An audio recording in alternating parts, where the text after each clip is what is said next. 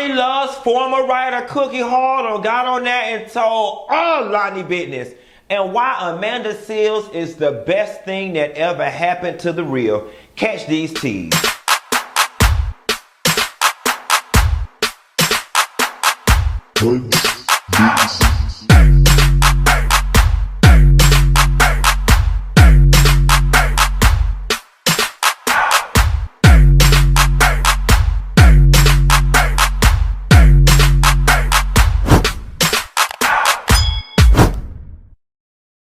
Nessa girl, I've got to be one of the first people to issue the biggest, hugest, most sincere apology to Tamar Braxton for being one of those media forces who added to the noise of her being crazy, difficult, and leading to her own firing of her being on The Real.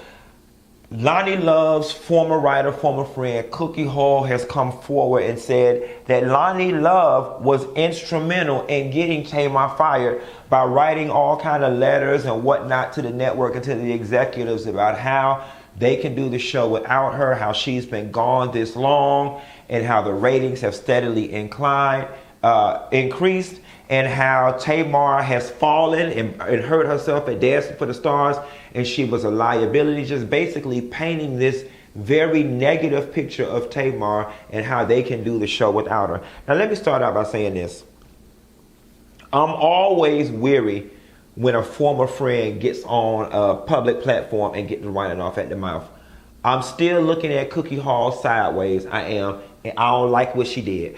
I don't like the fact that you got on here and you sprayed Loni and was telling Loni business, and you did it from a place of malice. You did it because you hurt or whatever the case may be, because when your ass was eating off Loni, you had no problem keeping the secrets. Now that your ass ain't eating no more, and I don't know what the falling out was between Cookie and Loni, I don't care enough to investigate, but now your ass on here and you want to sing like a damn hummingbird. And proof in the fact that you did this to be nasty is at the end of the interview, you said, sometimes people think, sometimes I play checkers, sometimes I play chess too, checkmate. You know what I'm saying? Asked to say you spilling the beans about Loni and Tamar was your power move. Nevertheless, this makes Loni Love look really, really, really, really bad. And I feel bad for the other girls who are around Loni who got caught up in the crossfire for, do y'all think they knew? Like normally when people do devilment, they do it in concert. And I always tell people, if you're going to do some shit wrong, if you're going to do some shit wrong, the only person you better tell is the lady in the lake, because that's the only bitch that ain't going to talk.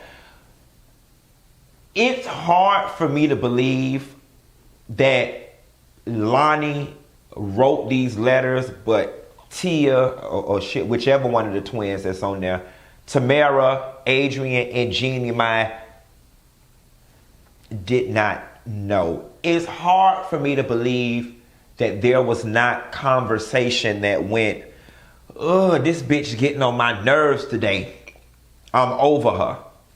It's hard for me to believe that those conversations didn't happen.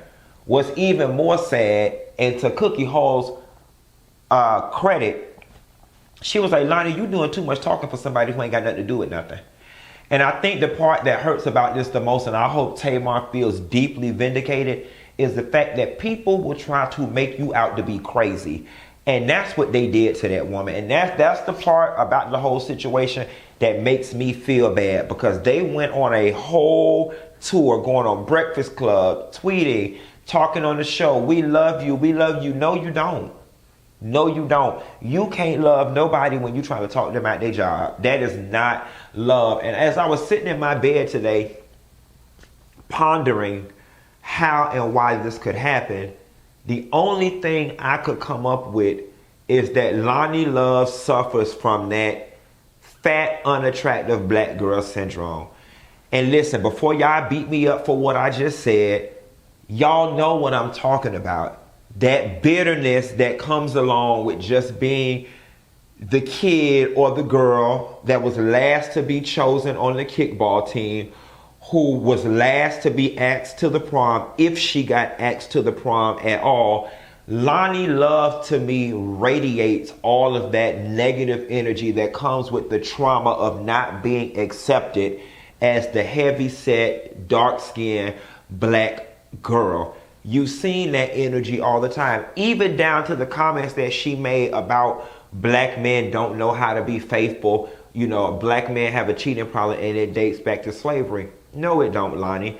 And that was you trying to add educational evidence and support to a bunch of bullshit, and to justify you being over there with that white man, when the reality of the situation is, Loni, you feel traumatized or you damaged because black men historically have not paid you any attention. And the first time that somebody made you feel good, it was this white man that you're with, and now you've processed that as black men ain't no good, black men have a problem, and it's not me that has the problem. Now listen, I'll be the first person to say this. Tamar, from my experience of her, and from what we see on TV, she's not the easiest person to get along with. She isn't. But y'all cannot deny the fact that the real and all of the marketing hype that set that show up for success was built off of Tamar Braxton's back. That Tamara had nobody seen her ass since Sister. Nobody, I didn't know who Jeannie Mai was. Adrienne Bailon was someone sick or tired of broken promises. And Loni Love, I hadn't seen you since you had the short stacks on Soul Plane with Monique. Tamar Braxton was the biggest, or had the most popularity at the time, and she was the most outspoken at the time. And it's sad that Cookie said that Loni's words were, "I want to be the only ghetto black girl on the show," or, you know, in essence, fill the urban round-the-way black girl spot. But the reality of the situation is, Loni, you've never been that relatable to me in terms of the urban audience, because you come off so askew from the herd because of your own pain, trauma, and experience, that it was like, you ever see somebody that go out of their way to be a contrarian? It's like Loni comes off on the show to me as the type of person that all black people can agree that red Kool-Aid tastes good, and she'll be like, I never liked red Kool-Aid, it just don't taste good. That's not relatable, and it feels like Loni goes out of her way to be different in order to get attention, and all that's a coping mechanism, and I don't even want to get into that psychology lesson. But let's move a little forward, and let's talk about Amanda Seales. Amanda Seales is the best thing that has ever happened to The Real. Whoever was responsible for hiring her and making sure she got a permanent spot, that bitch need a raise. Here is why. For those of us who sit on the more intellectual side of the entertainment spectrum, The Real fell kind of short. Now, I'm not going to lie to you. When I was blogging or vlogging, I would have the TV on and I would have The Real playing in the background as just background noise. I could never get into, would you fart in front of your man? Will you allow your man to see you without your wig and your makeup done? It was like, girl, it was just too vain, too superficial, too surface level for me, with all the issues that African Americans and people of color are going through in this country. On the flip side of things, I also looked at those women, and with the exception of Tamara, I felt like none of them were ever smart enough to even carry any of the real conversation. All Jeannie Mai could contribute is a, you know, right? And Mama May. And Adrienne tried her hardest to be an intellectual. It just doesn't work. I just can't take her serious. And Loni always came off bitter. The one person who I did feel like had the educational and intellectual capacity to have these heavy conversations was Tamara. But Tamara was too busy straddling the fence, serving two masters, a white world and a black world, and not wanting to rock the boat. Here it is. You have Amanda Seales, who is unapologetically honest. On top of being unapologetically honest, she has the education and the world view that is broad and in depth enough to handle some of these hard issues face on. Now, here's the thing. I'm going to need the other ladies to step it up. Because one thing that the Super Bowl conversation taught us is that black people are not the only minorities in the United States. And it's about time we stop acting like it. You know what I'm saying? There are other people who experience discrimination and so on and so forth. And I am actually, at this point, I'm well versed in being black. I am truly I've been black all my life.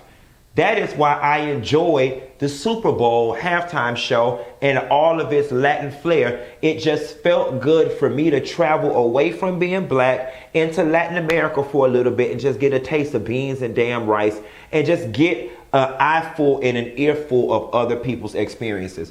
You know, it's odd because I don't know what Asian people go through in this country other than being stereotyped by doing nails and owning the Chinese restaurants. Same thing with a lot of people of Spanish descent. I don't know what they're going through. I would love for Adrienne Bailon to have a very in-depth conversation with us about why Hispanic people who can lean more towards white Americans tend to side with their views and their voting electorate and all that type of stuff. Those are the type of conversations that Amanda Seales can have on behalf of black people that I would like to see the rest of the cast be able to have on behalf of their respective cultures, and we get beyond beauty and fashion tips and farting in front of your man. Every bitch up there is hitting 40 if they haven't passed it already. So farting in front of your man is something y'all ass should be over at this point. Bitch, we grown and it's a natural body function. If you can't be with a man that can't accept the fact that your body operates like that, then you don't need to be with him.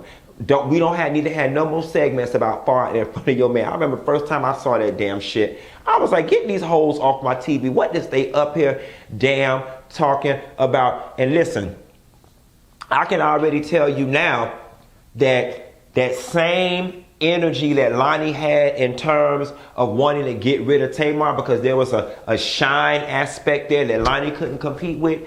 I got a feeling, and I hope it doesn't come anytime soon, but if you felt it once, you'll feel it twice, because right now, all eyes are on Amanda Seales. When y'all have y'all little topics, it's like, okay, yeah, we listen, we let y'all weigh in, but we waiting to hear what Amanda got to say. They say Mama got a master's degree in African American studies, and I don't know if she did her master's or her undergrad at one of them Ivy League institutions, but just shouts out to this sister. Now, let me tell you something.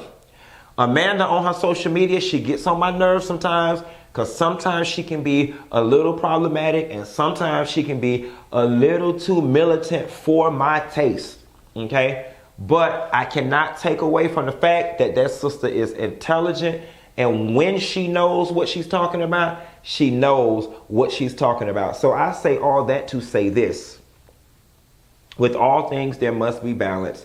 And I guess for the View to continue to capture the audience that it's captured and for it to grow, they have to have some superficial topics for the not so smart girls. And they've got to have the deep intellectual conversations for the girls like me who are looking for a little more. And that is what you call balance. Welcome, Amanda Seales. And hopefully they don't Loni love your ass the fuck up out of there. And I hope the other girls step up and bring a little more zeal. You know what I like about Amanda? She's not scared to take a stance. Like, I love and respect people. Have an original thought. Don't be afraid to upset people. And Amanda is not afraid to upset people in the name of what is right, just, fair, and most of all, the truth. That's all I got. Ain't got no more. And I'll talk to y'all later. Don't forget, if you're new to my channel, be sure to like and subscribe. Click that little bell notification so you get an email notification every time I post a video. And I'll talk to you later. Blah.